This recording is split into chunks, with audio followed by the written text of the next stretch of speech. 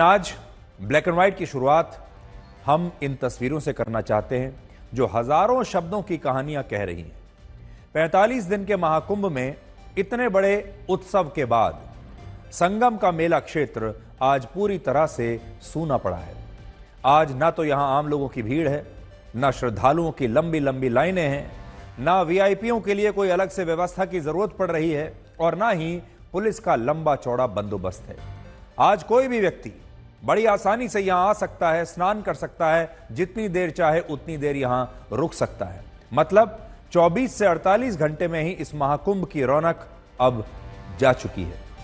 और जिस हिंदू मुस्लिम सौहार्द की बातें हम लगातार इन 45 दिनों तक कर रहे थे कि प्रयागराज में महाकुंभ के दौरान जो हिंदू और मुसलमानों के बीच सौहार्द था, वो सौहार्द भी कुछ ही घंटों में समाप्त हो गया। और शायद इसी को हम समय कहते हैं, इसी को समय का चक्र कहते हैं। महाकुंभ समाप्त होने के सिर्फ एक दिन के बाद ही 27 फरवरी को प्रयागराज के एक इलाके में गौवंश के कई टुकड़े पाए गए। पुलिस का कहना है कि कुछ अराजक तत्वों ने गाय के बछड़े का कटा हुआ सिर, उसके पैर और दूसरे अंगों को हिंदुओं के घरों के सामने फेंक दिया। ये तस्वीरें आपको विचलित कर सकती हैं, इसलिए पहले से ही आपको हम आगाह कर रहे हैं, इसलिए आपको इन्हें पूरी स्पष्टता के साथ हम दिखा भी नहीं रहे हैं। लेकिन हम आपको यह जरूर बता सकते हैं कि इस इलाके में जिस तरह से गाय के बछड़े के अलग अलग अंगों को काटकर फेंका गया, उसके पीछे एक घृणा और एक बहुत बड़ी साजिश हो सकती है। नफरत के अलावा कुछ नहीं है ये। हम लगातार आपसे ये बात कहते आ रहे हैं कि देश को प्रयागराज के हिंदू और मुसलमानों से सीख लेनी चाहिए, जहां 45 दिनों तक महाकुंभ का आयोजन हुआ और इस दौरान दोनों पक्षों के बीच किसी भी तरह का कोई विवाद एक दिन के लिए भी नहीं हुआ। प्रयागराज में पूरे देश से 66 करोड़ हिंदू आए, लेकिन किसी भी हिंदू ने सड़कों पर कोई उग्र प्रदर्शन नहीं किया और ना ही किसी दूसरे धर्म के लोगों को जरा सी भी कोई चुनौती दी। लेकिन महाकुंभ के समाप्त होते ही प्रयागराज में एक ऐसी घटना हुई जिसकी किसी ने कल्पना नहीं की थी। इस मामले में पुलिस ने एफआईआर दर्ज कर ली है और इस एफआईआर में घटना को लेकर दो बड़े आरोप लगाए गए हैं। पहला आरोप यह है कि हिंदुओं के घरों को चिन्हित करके उनके सामने गोवंश के टुकड़ों को जानबूझकर फेंका गया। और दूसरा आरोप यह कि इस घटना के पीछे मुस्लिम समुदाय के लोग हो सकते हैं, क्योंकि जिस स्थान पर यह घटना हुई है वहां से कुछ ही दूरी पर एक इलाके में बहुसंख्यक आबादी मुस्लिम समुदाय की है। एफआईआर में यह भी दावा है कि इससे पहले भी पिछले 6 महीने में कम से कम 2 बार इसी तरह की घटनाएं हो चुकी हैं, जिनमें गाय की हत्या करके उसके अलग अलग अंगों को हिंदुओं के घरों के बाहर फेंक दिया गया। हम यहां पर एक बात स्पष्ट करना चाहते हैं कि यह सिर्फ आरोप है और अभी तक इस बात की कोई पुष्टि नहीं हुई है कि इस घटना के पीछे मुस्लिम समुदाय के ही लोग हो सकते हैं। इसकी कोई पुष्टि नहीं है। यह जांच का विषय है। जांच के बाद पता चलेगा कि ये आरोप झूठे हैं या सच्चे हैं। एफआईआर में जो कुछ लिखा है अभी हम आपको सिर्फ वो बता रहे हैं। आज आपको यह भी पता होना चाहिए कि जिस भारत में गाय को मां का दर्जा दिया गया है, उसी भारत में गायों के खिलाफ इतनी नफरत क्यों दिखती है। देश भर में गायों को इतनी नफरत और क्रूरता का सामना क्यों करना पड़ता है। याद कीजिए, इसी साल बेंगलुरु में 12 जनवरी को सैयद नसरू नाम के एक व्यक्ति ने बहुत ही क्रूरता से 3 गायों के थन काट दिए थे। 9 जनवरी को मध्य प्रदेश के मंदसौर में कुछ लोगों ने एक गाय का सिर काटकर सड़क पर फेंक दिया था। जून 2024 में मध्य प्रदेश के रतलाम और इससे पहले झारखंड, केरल और पश्चिम बंगाल में भी इसी तरह की घटनाएं हुई और यह सूची बहुत लंबी है। न जाने ऐसी कितनी घटनाएं हमारे देश में हो चुकी हैं जिनमें गायों को इसी तरह से नफरत का शिकार बनाया गया है। इन घटनाओं का सबसे दुखद पहलू यह है कि जिस तरह दूसरे जानवरों के खिलाफ होने वाली हिंसा को गंभीरता से लिया जाता है, वैसा गायों के मामले में नहीं होता। जब गायों के खिलाफ, गायों के साथ यह हिंसा होती है तो एनिमल राइट्स वाले लोग भी नहीं आते। गायों के खिलाफ हिंसा को सांप्रदायिक माना जाता है और कोई भी संस्था, सरकार और नेता इन बेजुबान गायों के अधिकारों का मुद्दा उठाते ही नहीं। गाय हिंदू धर्म के साथ जुड़ी हुई है तो इसका मतलब यह है कि हमारे देश में जानवरों के अधिकारों को लेकर जो संस्थाएं लड़ती हैं, एनिमल राइट्स को लेकर जो लोग आवाज उठाते हैं वो गायों के खिलाफ हो रही इस क्रूरता पर चुप बैठे रहेंगे? आप खुद सोचिए, क्या गायों के खिलाफ होने वाली हिंसा पर इसलिए बात नहीं होनी चाहिए क्योंकि गायों को सनातन धर्म में पूजनीय माना गया है? क्या सिर्फ इसीलिए? सबसे बड़ी बात यह है कि गाय स्वभाव से सबसे शांत जानवर है और वो कभी भी किसी को नुकसान नहीं पहुंचाती। गाय सिर्फ देना जानती है, आपसे लेगी कभी भी कुछ नहीं। लेकिन इसके बावजूद गायों को कई बार नफरत का शिकार होना पड़ता है और आज भी आप इस खबर को देखिए जिसकी पूरे देश में आज कहीं चर्चा तक नहीं हो रही। आज आपको प्रयागराज से हमारी ये ग्राउंड रिपोर्ट ध्यान से देखनी चाहिए और फिर सोचना चाहिए कि महाकुंभ समाप्त होते ही प्रयागराज में इस तरह की घटनाएं कैसे शुरू हो गईं और क्या इसके पीछे भी कोई बहुत बड़ी साजिश है।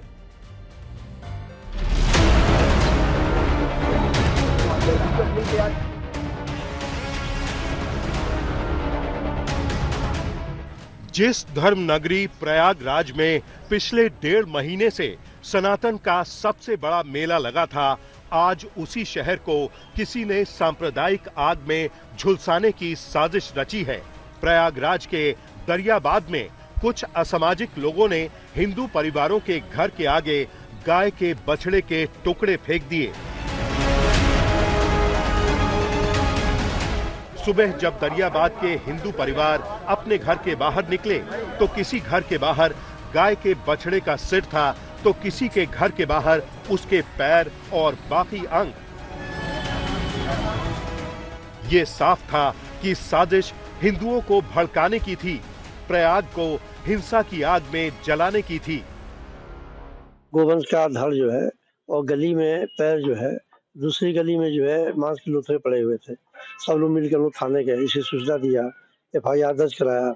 इस तरह की घटना 3-4 बार हो चुकी है। क्योंकि महाकुंभ बहुत कुशलता पूर्वक संपूर्ण हो गया तो कुछ अराजक तत्व जो है वो सौहार्द बिगाड़ने की कोशिश कर रहे हैं। आगे त्योहार आ रहा है, उनको ये बात अच्छी नहीं लग रही है कि महाकुंभ इतनी अच्छी तरह से सकुशलता से कैसे संपन्न हो गया। नाले पे 3 महीना पहले जानवर का हिस्सा फेंका गया था जिसकी शिकायत की गई थी।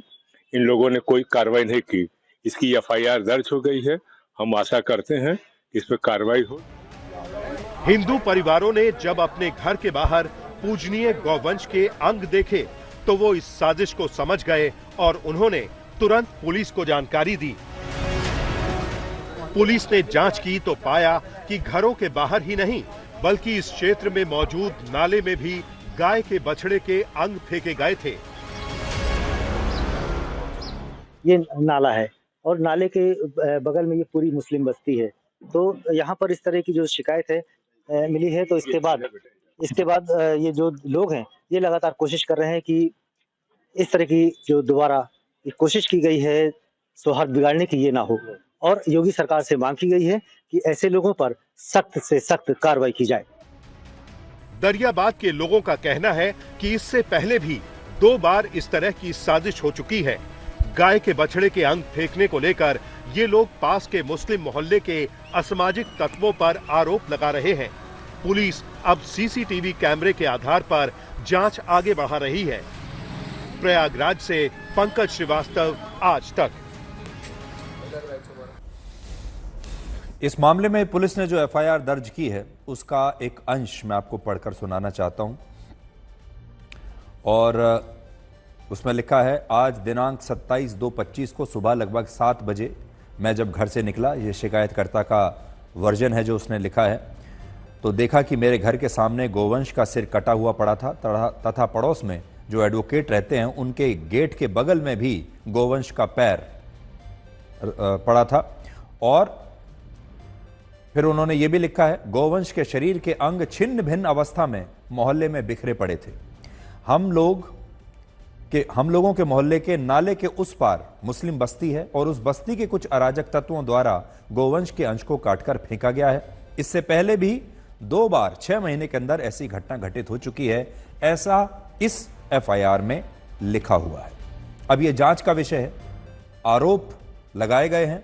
जांच के बाद यह पता चलेगा कि यह वाकई कोई सांप्रदायिक मामला है या किसी ने जानबूझकर कोई षड्यंत्र किया है, साजिश की है ताकि दोनों समुदायों के बीच तनाव पैदा हो जाए। आज हम बस यही पूछना चाहते हैं कि क्या इस देश में गायों के खिलाफ होने वाली हिंसा को सांप्रदायिक मानकर भुला दिया जाएगा और इन पर चर्चा तक नहीं होगी। और आज हम आपसे एक बात और भी कहना चाहते हैं, वो ये कि जिस देश में गाय, कन्या और नदियां ईश्वर की तरह पूजी जाती हैं, उसी देश भारत में ये सबसे बुरी हालत में भी हैं। ये भी सोचने की बात है।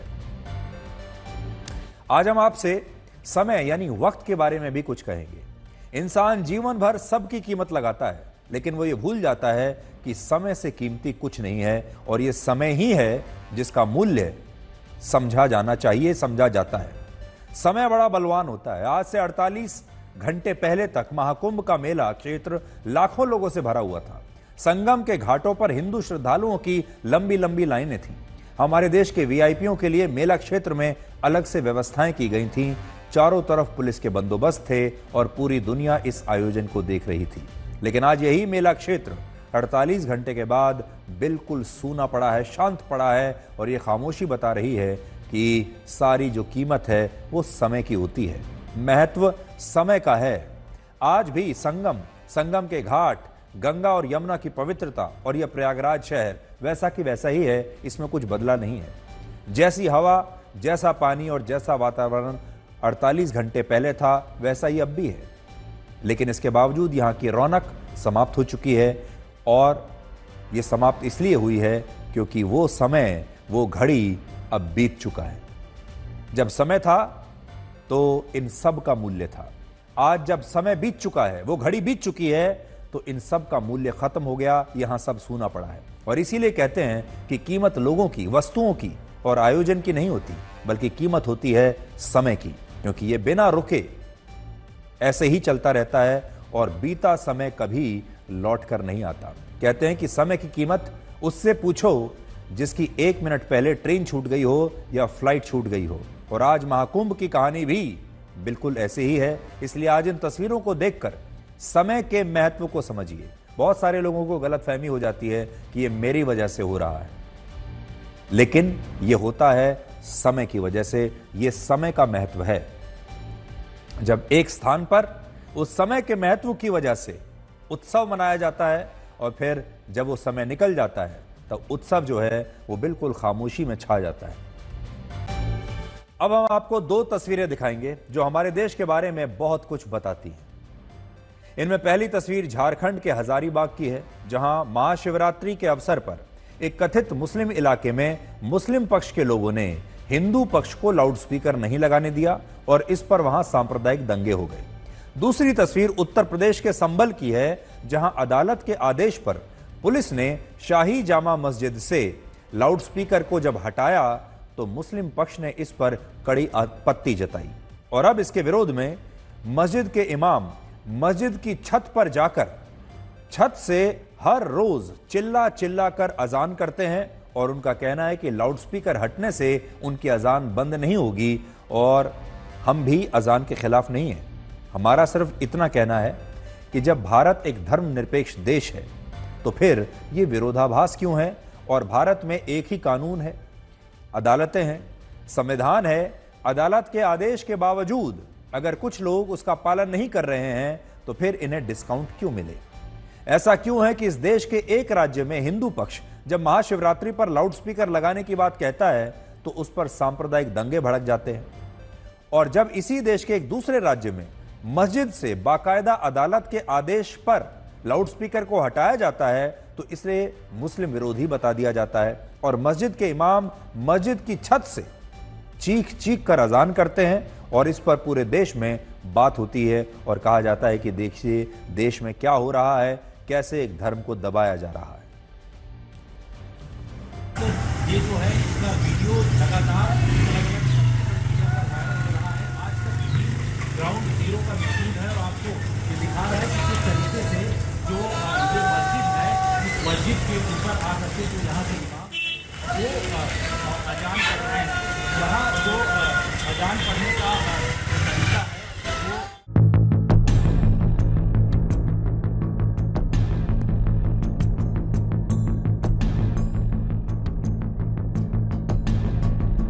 अजान बगैर लाउड स्पीकर की होती है। वो मस्जिद में जो होता है वो छोटा सा अंदर ग्राउंड, उसमें लाउड स्पीकर नहीं होता, बस वैसे अंदर मस्जिद में अजान हो जाती है।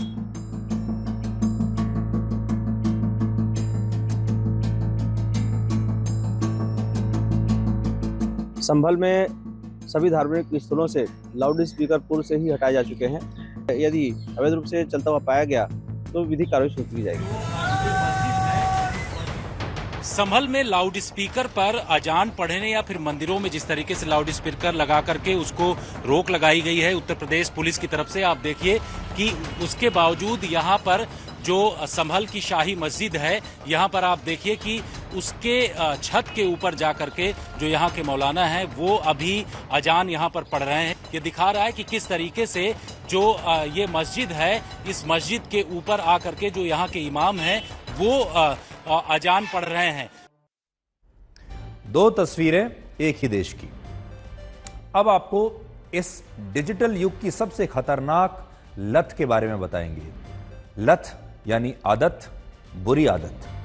और लत कई प्रकार की होती हैं, लोगों को अलग अलग तरह की लत लग जाती हैं जिनसे वो अपना भी नुकसान करते हैं, दूसरों का भी नुकसान करते हैं। लेकिन ये जो नई लत लग रही है हमारे देश को, युवाओं को, ये लत है सोशल मीडिया पर व्यूज और फॉलोअर्स बढ़ाने की लत। महाकुंभ में महिलाओं के स्नान करने और कपड़े बदलने के जो आपत्तिजनक वीडियोस सोशल मीडिया पर अपलोड हो रहे थे, फॉरवर्ड हो रहे थे, उस मामले में प्रयागराज की पुलिस ने एक आरोपी को गिरफ्तार किया है। इस आरोपी का नाम है अमित कुमार झा और इसकी उम्र है सिर्फ 27 साल। यह पश्चिम बंगाल के हुगली का रहने वाला है और यह किसी और धर्म से नहीं है बल्कि ये हिंदू धर्म से ही है। और इसने सिर्फ कुछ व्यूज बढ़ाने के लिए इतना बड़ा अपराध किया। इसने पुलिस को बताया कि यह अपने YouTube अकाउंट पर व्यूज और सब्सक्राइबर्स को बढ़ाना चाहता था, जिसके लिए उसने महाकुंभ में स्नान करते वक्त महिलाओं के वीडियोस बनाए और अपने YouTube चैनल पर उन वीडियोस को अपलोड कर दिया, सिर्फ इसलिए क्योंकि ये चाहता था कि इसके व्यूज बढ़ जाएं। इस व्यक्ति का यह भी कहना है कि अगर इन वीडियोस से उसके व्यूज और सब्सक्राइबर्स बढ़ जाते तो उसका चैनल मोनेटाइज हो जाता और YouTube से वो पैसे कमाने लगता। और ये सोचिए कितनी खतरनाक बात है, कितनी खतरनाक सोच, कितनी खतरनाक विचार है ये हमारे देश के युवा। क्योंकि YouTube पर एक बेंचमार्क बनाया गया है कि अगर आपके इतने सब्सक्राइबर्स और इतने व्यूज नहीं हैं तब तक ये कंपनी आपको पैसा नहीं देगी। और यहां इतने व्यूज या सब्सक्राइबर्स तक पहुंचने के लिए अब आप देखिए देश के युवा अपने YouTube चैनल पर क्या क्या दिखा रहे हैं, क्योंकि उन्हें व्यूज चाहिए और फिर इन व्यूज के बाद उन्हें पैसा कमाना है, उन्हें पैसा चाहिए। आज भारत के बहुत सारे युवा सोशल मीडिया पर ज्यादा से ज्यादा व्यूज पाने की लत का शिकार हो चुके हैं। ये नई लत है भारत के युवाओं की और इसका बड़ा कारण यह है कि ये मेहनत और काम करके पैसा नहीं कमाना चाहते, बल्कि इस तरह की आपत्तिजनक वीडियोस बनाकर ये समझ चुके हैं कि जितना आपत्तिजनक वीडियो आप बनाएंगे, जितनी अश्लील बातें अपने YouTube चैनल पर या सोशल मीडिया पर करेंगे, उतने ज्यादा व्यूज मिलेंगे और घर बैठे बैठे ये पैसा कमाने लगेंगे। आज भारत में लगभग 40 करोड़ लोग ऐसे हैं जिनके इंस्टाग्राम, YouTube या फिर फेसबुक पर अकाउंट्स हैं। इनमें भी 8 करोड़ लोग ऐसे हैं जो इन सोशल मीडिया प्लेटफॉर्म्स पर नियमित रूप से शॉर्ट वीडियोस और रील्स बनाते हैं। और इन युवाओं को हमारे देश में कंटेंट क्रिएटर्स कहा जाता है और जिन लोगों के थोड़े ज्यादा फॉलोअर्स हो जाते हैं अब उन्हें सोशल मीडिया इन्फ्लुएंसर्स भी कहा जा रहा है। लेकिन एक दूसरा तथ्य यह भी है कि इन 8 करोड़ लोगों में से सिर्फ 2 लाख लोग ही ऐसे हैं जो अपने वीडियोस बनाकर पैसा कमा पाते हैं। बाकी के 7 करोड़ 98 लाख लोगों को यह सब करके भी कुछ ज्यादा नहीं मिलता, वो पैसा नहीं कमा पाते।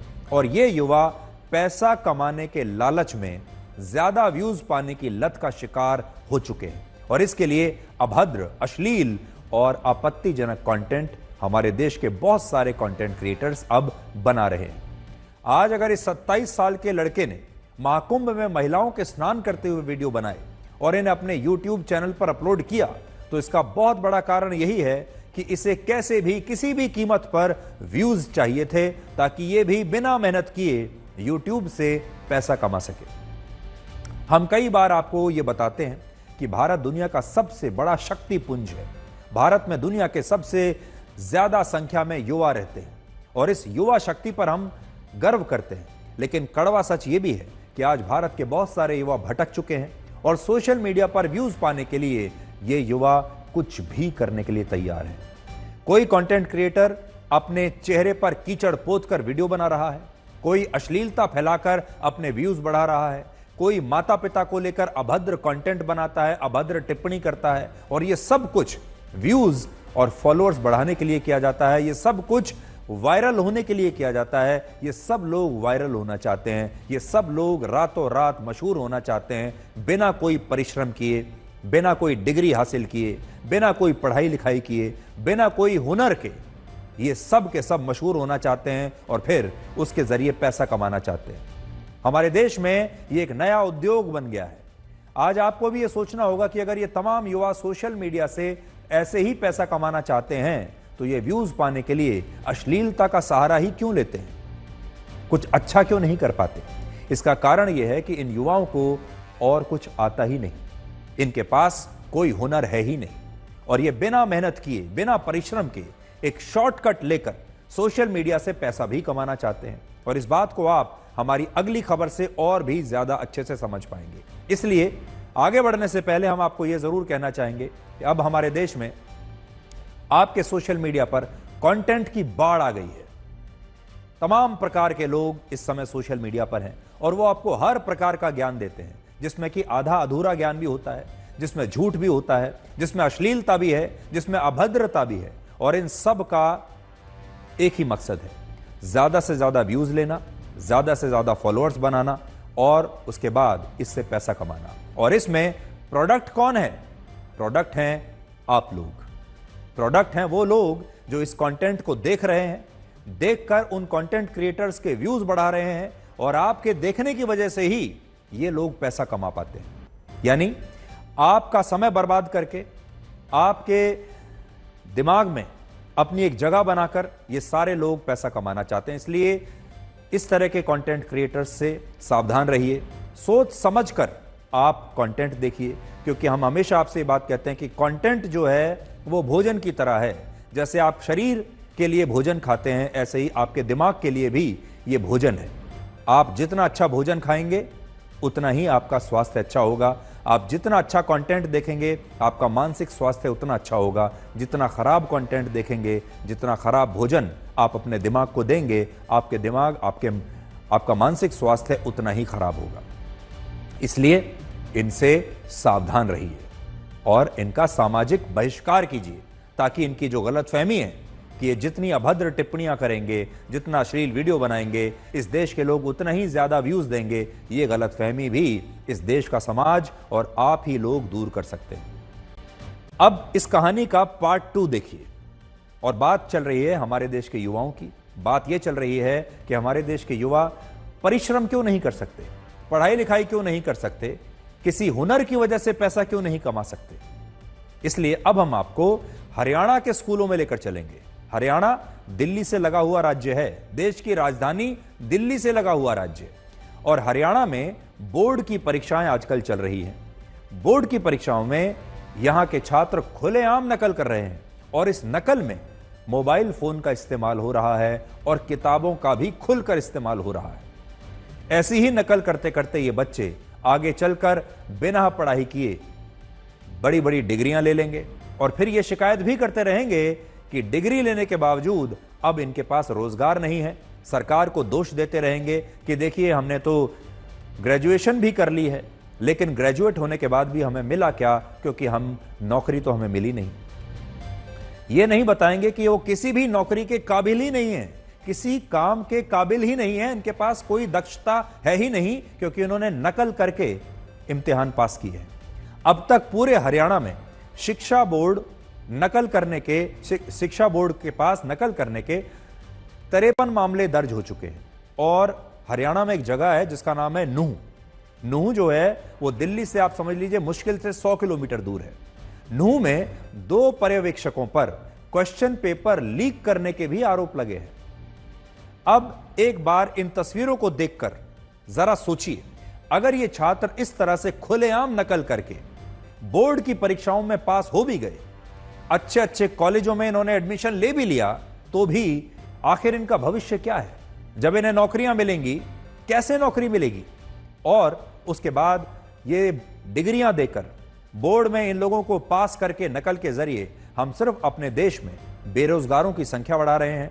ऐसे बेरोजगार जिनके पास डिग्री तो है, परीक्षा में रिजल्ट तो बहुत अच्छा है, लेकिन काम कुछ नहीं आता क्योंकि उन्होंने ये परीक्षाएं नकल करके पास की हैं। सबसे बड़ी बात यह है कि इस नकल में अकेले सिर्फ ये छात्र ही शामिल नहीं है, बल्कि इनके पूरे के पूरे परिवार इन्हें ये नकल करवाते हैं, इनके दोस्त नकल कराते हैं, इनके टीचर और परीक्षा केंद्रों पर तैनात किए गए पर्यवेक्षक भी कई बार इस नकल के रैकेट में शामिल होते हैं। हरियाणा की ये तस्वीरें इस बात का प्रमाण हैं कि हमारे देश में बेईमानी से पास होने वाले छात्रों की कोई कमी नहीं। और इसलिए सोचिए, जब ये छात्र स्कूल से पास होकर कॉलेजों में जाएंगे और सरकारी नौकरियों की भर्ती के लिए परीक्षा देंगे, तो उन परीक्षाओं में ये छात्र बेईमानी नहीं करेंगे तो क्या करेंगे? अगर इन्हें नौकरी मिल भी गई तो क्या उस नौकरी में ये ऐसी ही बेईमानी नहीं करेंगे? और ये नकल, ये बेईमानी उन छात्रों के साथ, उन काबिल छात्रों के साथ कितना बड़ा अन्याय है जो परीक्षाओं में पास होने के लिए दिन रात ईमानदारी से मेहनत करते हैं, परिश्रम करते हैं। उनके माता पिता, उनके परिवार वाले उनके लिए, उनके पढ़ाई पर पैसा खर्च करते हैं, कोचिंग दिलवाते हैं, और ये छात्र परिश्रम के बल पर पास होना चाहते हैं। उनके साथ ये कितनी बड़ी नाइंसाफी है। भारत के ज्यादातर स्कूलों में 5वीं कक्षा के बाद से ही परीक्षाओं में नकल होनी शुरू हो जाती है। आज दुनिया में नकल करके परीक्षाओं में पास होने वाले छात्रों की सबसे बड़ी संख्या हमारे देश भारत में है, और भारत के बाद इस सूची में चीन, पाकिस्तान, रशिया और कंबोडिया का नंबर आता है। और यह नकल भारत की युवा पीढ़ी को कैसे खोखला कर रही है, उसे आप आज इन आंकड़ों से समझिए। आज भारत में पढ़े लिखे युवाओं में बेरोजगारी दर 29.1% है, जबकि अशिक्षित युवाओं में बेरोजगारी दर सिर्फ 3.4% है। जरा सोचिए क्यों है। इससे यह पता चलता है कि जिन युवाओं के पास डिग्रियां हैं, जो पढ़े लिखे हैं, उन्होंने डिग्रियां तो ले ली, बोर्ड की परीक्षाएं तो पास कर ली, लेकिन वो नौकरी के लिए योग्य नहीं है। और इसका एक बहुत बड़ा कारण यही नकल और बेईमानी है। कुछ वर्षों के बाद यही बच्चे, जिन्हें अभी हमने आपको दिखाया है, यही छात्र कॉलेजों से बाहर निकलेंगे, उसके बाद नौकरियां मांगेंगे और फिर इस देश की व्यवस्था को दोष देंगे कि देखिए, हम आज भी इतना पढ़ने लिखने के बाद भी घर पर बैठे हैं, हमारे पास नौकरी नहीं है। भारत में इंजीनियरिंग की पढ़ाई करने वाले 80% युवा, एमबीए की पढ़ाई करने वाले 75% युवा, बीकॉम करने वाले 40% युवा, बैचलर ऑफ साइंस यानी बीएससी के 63% युवा, पॉलीटेक्निक के 72% और बैचलर ऑफ फार्मेसी के 43% युवा नौकरी करने के योग्य ही नहीं है। और इसका एक बहुत बड़ा कारण है परीक्षाओं में होने वाली धांधली, नकल और बेईमानी। जहां आप परीक्षा तो पास कर लेते हैं, डिग्री ले लेते हैं, सर्टिफिकेट ले लेते हैं, लेकिन आपको आता कुछ नहीं, तो फिर कौन आपको नौकरी देगा? और सबको सरकारी नौकरी चाहिए। हमारे देश में ज्यादातर लोग यही सोचते हैं कि परीक्षाओं में कुछ छात्रों के नकल करने से आखिर क्या ही हो जाएगा, लेकिन कड़वा सच यह है कि यह नकल ही हमारी व्यवस्था को बर्बाद करती है। सोचिए, आज अगर कोई छात्र बेईमानी से पास होकर कभी डॉक्टर बन जाए तो मरीजों का कैसा इलाज करेगा? अगर कोई छात्र बेईमानी से पास होकर इंजीनियर बन जाए तो कैसी सड़कें बनाएगा, पुल बनाएगा, बांध बनाएगा, कैसा काम करेगा? अगर कोई छात्र बेईमानी से पुलिस फोर्स में भर्ती हो जाए तो वो अपने काम के प्रति क्या ईमानदारी से काम करेगा, ईमानदार होगा? और अगर कोई छात्र बेईमानी से वकील बन जाए तो वो कैसे हमारे देश की न्यायिक प्रक्रिया के साथ इंसाफ करेगा? और इसीलिए आज ये कहना होगा कि ये जो कुछ छात्र बेईमानी से परीक्षाओं में पास होते हैं, उनकी इस बेईमानी का सीधा असर हमारे देश के लोगों पर और हमारे देश की व्यवस्था पर पड़ता है। ये जो नकल हो रही है, ये मत सोचिएगा कि इस नकल का असर सिर्फ इन पर पड़ेगा। इस नकल का असर आप पर भी पड़ेगा, आपके परिवार पर पड़ेगा, आपके बच्चों पर पड़ेगा, आपकी अगली पीढ़ी पर पड़ेगा, आपके रोजमर्रा के जीवन पर पड़ेगा। क्योंकि जब आप इन्हीं लोगों में से किसी से कोई काम करवाने के लिए जाएंगे, जब इनसे अपना इलाज कराएंगे, जब इनसे अपने घर का कोई सामान ठीक कराएंगे, जब इनकी गाड़ियों में बैठेंगे, तब आपको समझ में आएगा कि ये बिना परिश्रम के पास हुए। और इसे रोकने के लिए हमारे देश की सरकार को बहुत गंभीरता से सोचना होगा। इस नकल के लिए हमारी शिक्षा व्यवस्था काफी हद तक दोषी है। भारत में 1,20,000 सरकारी स्कूल ऐसे हैं जहां सिर्फ एक टीचर है। ग्रामीण क्षेत्रों में शिक्षकों के 19% पद आज भी खाली पड़े हैं और सबसे हैरानी की बात यह कि जो टीचर सरकारी स्कूलों में पढ़ाते हैं उनमें भी कई टीचर्स योग्य नहीं हैं। ये बात बता दें, ये नहीं कह रहे कि सारे टीचर्स अयोग्य हैं, कुछ टीचर्स अयोग्य हैं, सारे नहीं। इसलिए इस नकल के लिए हमारी सरकारें और उनकी व्यवस्था भी उतने ही जिम्मेदार हैं।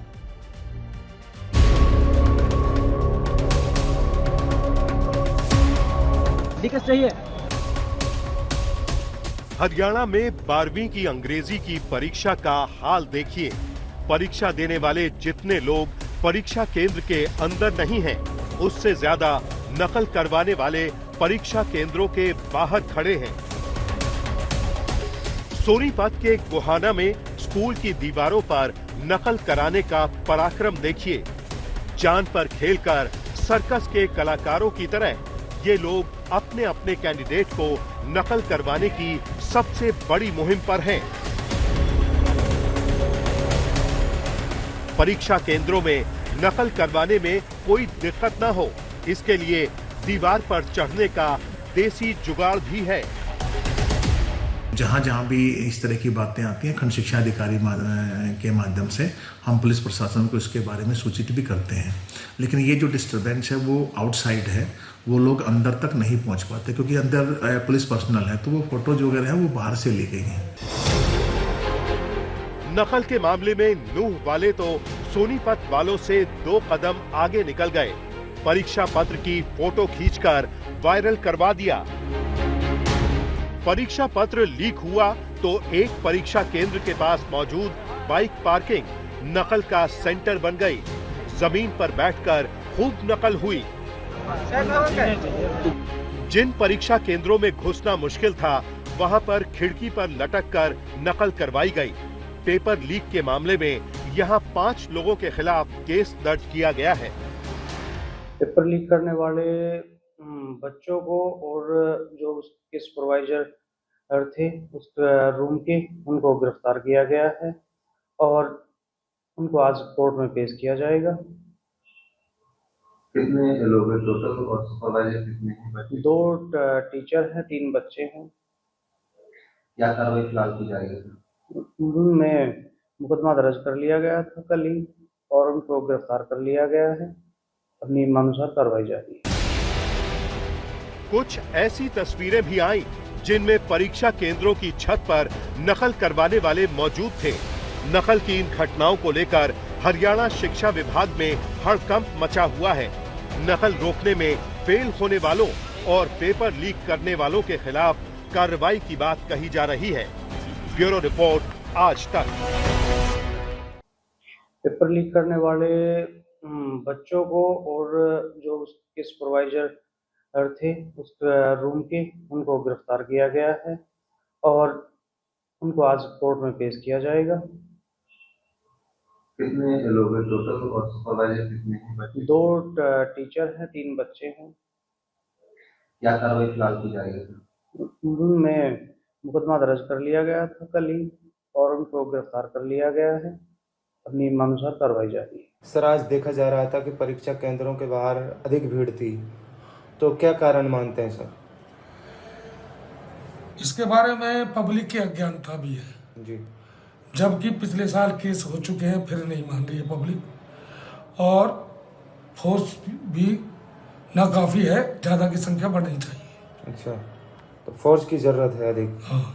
पुलिस को सख्ती बरतने की जरूरत है। हाँ।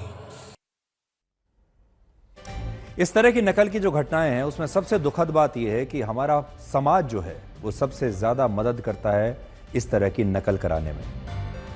छात्र हैं, छात्रों का परिवार है, यहाँ तक कि स्कूल के टीचर्स, यहाँ तक कि पर्यवेक्षक और उस व्यवस्था में जो शामिल लोग हैं वो सब पैसा लेकर भ्रष्टाचार करके ये नकल कराने में मदद करते हैं। अब आप सोचिए कि ये कितना बड़ा नेक्सस है और जब तक ये नेक्सस टूटेगा नहीं तब तक हमारे देश की आगे की जो पीढ़ी है वो सुधरेगी नहीं। ये एक ऐसी खबर है जिसके बारे में बहुत सारे लोगों ने अपनी राय पहले से ही बना ली है। ये खबर है उत्तर प्रदेश के आगरा से, जहां 28 साल के एक युवक ने अपनी पत्नी से परेशान होकर आत्महत्या कर ली। और उसने आत्महत्या करने से पहले एक वीडियो बनाया जिसमें वो ये कह रहा है कि पुरुष भी इंसान ही होते हैं और पुरुषों को भी इंसाफ मिलना चाहिए। कोई तो होना चाहिए समाज में, इस देश में, जो पुरुषों का ध्यान रखे। इस युवक का नाम है मानव शर्मा और ये 28 साल का था और एक बड़ी टेक्नोलॉजी कंपनी में ये रिक्रूटमेंट मैनेजर के पद पर काम करता था। सिर्फ 1 साल पहले इस युवक की शादी हुई थी और अब इसके परिवार का भी यही कहना है कि जिस लड़की से इसकी शादी हुई वो इसे दहेज जैसे झूठे मुकदमों में फंसाने की धमकी देती थी और इन्हीं धमकियों से परेशान होकर इस युवक ने अपनी जान ले ली और आत्महत्या कर ली। इस तरह की तस्वीरें आपने हमारे देश भर में देखी होंगी, शादी की ऐसी तस्वीरें, लेकिन अंत बहुत दुखद है। सबसे पहले आप आत्महत्या से पहले का ये वीडियो देखिए और उसके बाद हम आपको बताएंगे कि क्या ये पूरा मामला वैसा ही है जैसा आपको दिखाई दे रहा है, या इस मामले में बहुत कुछ ऐसा है जो शायद आम लोगों को अभी तक पता ही नहीं है। आत्महत्या करने से ठीक पहले इस युवक ने क्या कहा, ये देखिए। सबसे पहले तो हम आपको ये कहना चाहेंगे कि आत्महत्या कभी नहीं करनी चाहिए। आत्महत्या एक अपराध है और आत्महत्या किसी भी चीज का, किसी भी समस्या का सॉल्यूशन कभी नहीं हो सकती। और इस लड़के ने भी आत्महत्या करके बहुत बड़ी गलती की है। यह वीडियो 6 मिनट 57 सेकंड का है और इसमें इस युवक ने देश के कानून को पुरुष विरोधी बताया है, देश की व्यवस्था को पुरुष विरोधी बताया है और अपने वीडियो में कहा है कि मर्दों के बारे में कोई तो बात करे क्योंकि मर्द बहुत अकेले हैं। और इन बातों से ऐसा ही लगता है कि इसके साथ इसकी पत्नी ने बहुत नाइंसाफी की होगी और पत्नी से परेशान होकर ही इसने आत्महत्या की और ये एक पीड़ित पुरुष था। लेकिन कहानी ऐसी भी नहीं है, कहानी में और भी बहुत बातें हैं जो शायद आपको पता नहीं है। आज हमने इसकी पूरी कहानी को समझा, देखा और सोचा कि ये पूरी कहानी आप तक आनी चाहिए। हकीकत यह है कि इस युवक में साहस नहीं था। इसने ये आत्महत्या इसलिए की क्योंकि ये अपनी पत्नी के पास्ट को, यानी शादी से पहले के जीवन को स्वीकार नहीं कर पा रहा था। शुरुआती जांच के मुताबिक शादी से पहले इस युवक की पत्नी का किसी व्यक्ति के साथ प्रेम संबंध था और यह रिश्ता शादी से पहले ही समाप्त भी हो गया था।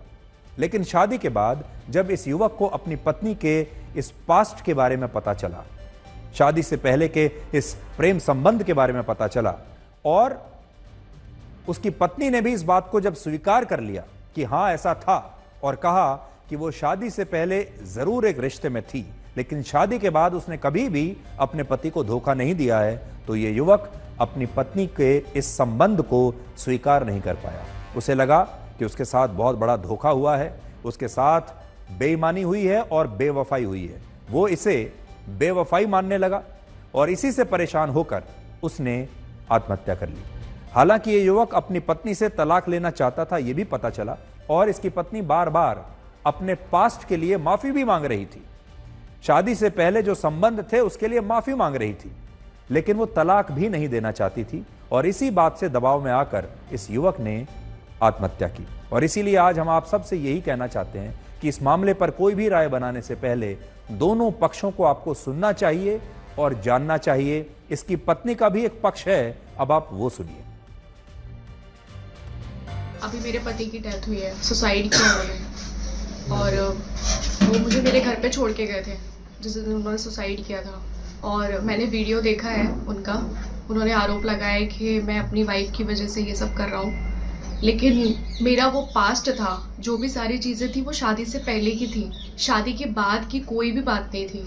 और ये वाली बात सुन के वो ड्रंक भी बहुत करते थे, ये वाली बात सुन के उन्होंने हल्ला मचाना स्टार्ट किया, अपने आप को हार्म किया, 2 बार 3 बार फांसी लगाने का ट्राई किया। मैंने 3 बार बचाया उनको, फांसी का फंदा काटा है उनका। मुझे भी मारते थे, मुझे भी गुस्से में ड्रंक करके धक्का मुक्की, हाथ काटना, सारी हरकतें करते थे उस टाइम पे वो ड्रंक करने पे। तो ये सारी बातें गलत है कि लड़की की नहीं सुनी जाती है। एक बार आप मेरी भी तो सुनो, आपने वहाँ पे सारी बातें सुन ली हैं, एक बार मेरी भी तो सुनो, मैं क्या बोलना चाह रही हूँ। मैंने उनके मम्मी पापा को बताया था कि मानव ड्रंक करके अपनी ये सारी हरकतें करता है, आप दोनों में से कोई एक लोग यहाँ होना चाहिए। उन्होंने बोला कि ये तुम पति पत्नी का मैटर है, इसमें तीसरा कोई कुछ नहीं कर सकता। जिस दिन वो मरा है उस दिन मैंने उसकी बहन को कॉल करके बोला है कि वो फांसी पे है, मैंने फोटोज देखी हैं, आप कुछ करो दीदी, आप कुछ करो। उन्होंने बोला कि तू सो जा, लीव, इग्नोर, कुछ मत कर, वो कुछ नहीं करेगा, मेरी बात हो गई है, वो कुछ नहीं करेगा। मैं उनके घर पे गई थी जिस दिन मानव की डेड बॉडी आई थी। उस दिन सब कुछ होने के बाद में मैं हॉस्पिटल गई, उनके घर पे गई। जब वो डेड बॉडी उनकी चली गई उसके बाद में उन लोगों ने मुझे बोल दिया कि तुम अपने घर पे जाओ। उसके दूसरे तीसरे दिन बाद उन्होंने हम लोगों को घर में घुसने ही नहीं दिया, बोल दिया कि तू जा यहाँ से, तूने मेरा बेटा खा लिया। सारी उल्टी सीधी हरकतें, बदतमीजी करी। मानव के परिवार का कहना है कि उसकी पत्नी और उसके परिवार ने मानव को कानूनी दांव-पेच में फंसाने की धमकियां दी थी, जिसकी वजह से ये लड़का डर गया और उसने इतना बड़ा कदम उठा लिया। जैसे रिकॉर्ड्स मिले हैं, चैट्स मिली हैं, जो आप लोगों को भी पता है, उसके मुताबिक जो निकिता के अफेयर्स रहे हैं, जो मानव को बिट्स एंड पीसेस में पता चले हैं, एक बार में भी नहीं। ये शुरू हुआ है 1.5 महीने से, 1.5 महीने पहले से। धीरे धीरे उसको जब ये सारी चीजें पता चली हैं तो वो लॉस्ट होना शुरू हो गया है और वाकई वो बहुत परेशान था, ये कहता था। तो हमने उसे समझा के और समझाया भी काफी, और वो समझदार बनके ही उसने ये डिसीजन लिया था कि हम म्यूचुअल डिवोर्स लेंगे। और यही कारण है कि वो नहीं बर्दाश्त कर पाए। कोई लाइफ पार्टनर कैसे बर्दाश्त करेगा कि उसका पार्टनर जिसके साथ वो इतना लविंग एंड केयरिंग इन्वॉल्व है कि उसका पार्टनर उसे चीट कर रहा है। एक्स्ट्रा मैरिटल अफेयर के पता चलने के बाद जब मेरे भाई ने उनसे अलग होने की कोशिश की तो उन्हें डराया धमकाया गया है कि डिवोर्स इजी नहीं होगा, डिवोर्स इजी नहीं होगा, सारे लॉज वुमेन के फेवर में है। डिवोर्स लेने फाइल करने जाएंगे तो ये और इनके माँ बाप पछताएंगे। ये किसने कहा? मतलब आप ये उनकी वाइफ की तरफ से बयान था या किसी थर्ड पर्सन की तरफ से बयान था? बयान नहीं था, ये सिचुएशन ऐसी उसके सामने बनाई गई है।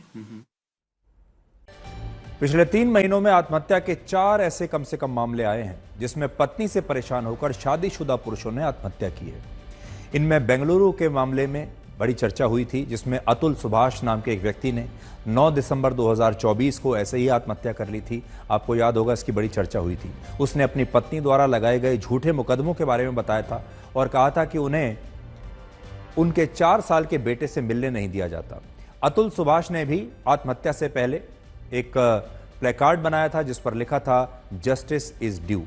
इस मामले के बाद से पुरुषों की आत्महत्या का एक सिलसिला शुरू हो गया, जिसमें पूरी कहानी को जाने बिना ही लोग महिलाओं को कई बार गलत मान लेते हैं। हम ये नहीं कह रहे कि पुरुषों पर अत्याचार नहीं हो रहा, ऐसा हो रहा है और इस पर सरकारों को गंभीरता से सोचने की जरूर आवश्यकता है। लेकिन आपको यह भी सोचना होगा कि सारे मामले एक जैसे नहीं होते। इस मामले में इस युवक ने सबसे बड़ी गलती यह की कि उसने आत्महत्या की और ये एक प्रकार की कायरता है। इसमें क्या होना चाहिए था? हमारे देश में बहुत सारे लोग ऐसे हैं जो बिना तलाक के भी अलग रहते हैं। यह युवक भी ऐसा ही कर सकता था, लेकिन इसने साहस नहीं दिखाया। बहुत सारे लोग ऐसे हैं जो लगातार अदालतों में अपनी एक कानूनी लड़ाई लड़ रहे हैं और उसके बाद वो जीतते भी हैं और खुद की जान लेकर इस रिश्ते को खत्म करने का इसने सबसे आसान रास्ता चुन लिया। एक बार के लिए सोचिए, अगर इसकी पत्नी शादी से पहले अपने पुराने प्रेम संबंध के बारे में इस युवक को अगर शुरू में बता भी देती तो क्या ये उसे स्वीकार करता, क्या उसे माफ करता और क्या उससे शादी करता? हमें लगता है कि रिश्ते का दी एंड आत्महत्या से कम नहीं होना चाहिए था। लेकिन बड़ी बात यह है कि आज हमारे समाज में बहुत सारे बदलाव आ रहे हैं। ये कई बार आपको महसूस होते हैं, कई बार महसूस नहीं होते। अब हमारे समाज